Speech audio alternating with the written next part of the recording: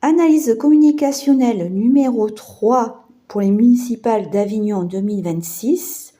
Nous sommes confrontés à un document format A4, papier glacé, d'une dizaine de pages, recto verso. La différence, c'est que c'est au verso qu'il y a l'accroche. Donnons-nous la force de tout changer. Et si nous prenons le sens étymologique du terme changer, donner, cela signifie que cette candidate veut troquer ou échanger un système pour laisser tomber, on va dire, le passé politique du territoire.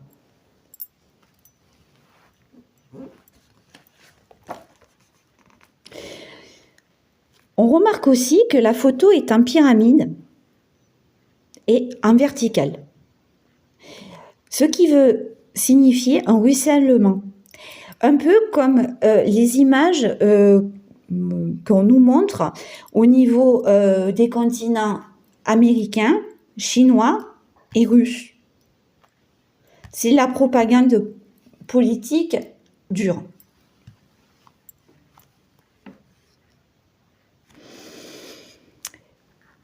Mais alors, la question c'est pourquoi ce produit souhaite se démarquer du passé, mais pour quel avenir? Nous allons le découvrir au fil de ces pages.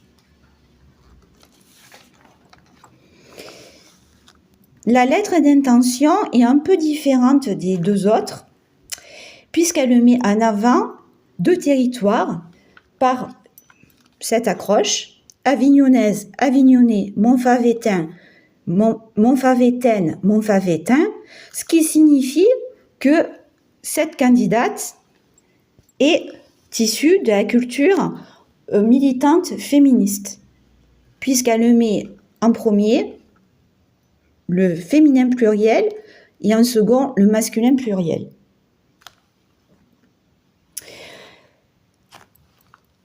Sa lettre d'intention est à peu près la même au niveau des signes que le deuxième document que je vous avais présenté précédemment. C'est une feuille de route, mais elle est un peu différente des deux autres produits parce que elle met en avant que l'électorat peut intervenir pendant les mandats, puisqu'elle souhaite en faire deux. Et on se demande comment le peuple peut intervenir